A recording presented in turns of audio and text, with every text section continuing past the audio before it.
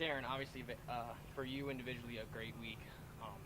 6 catches, a lot of yards, the big 76-yard touchdown bomb. How is it just be able to have a big day offensively? I know you're more of a team statistical guy, and unfortunately it was a loss. But if you could reflect on for a second on individually, how do you feel Saturday went at Slippery Rock? We got some. I mean, you got to take positive aspects out of the game as well. But it felt good, you know what I mean? Come out of the game with something positive and looking forward to looking at my name in the paper and everything. But it felt real good to actually get a positive aspect out of the game.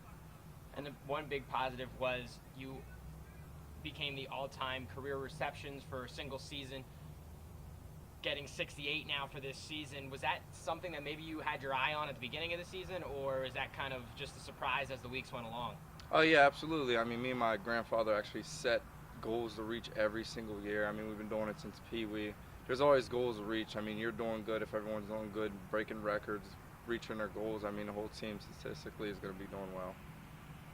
How does it feel to? I mean, only a redshirt sophomore. You got so many more years left.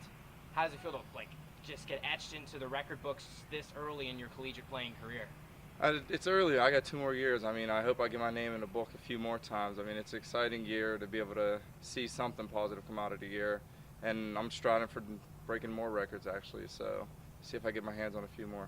The last 2 games here, right at the field behind you, is going to just further that record for this season. Is there anything else you want to accomplish on these last 2 home games for yourself and for the Fighting Scots? Yeah, I have one more goal. I want to reach 1,000 yards for reception. So, I mean, it's reachable right now. Let's just hope I reach that and go out with these 2 games, get 2 wins. I mean, end the season off well.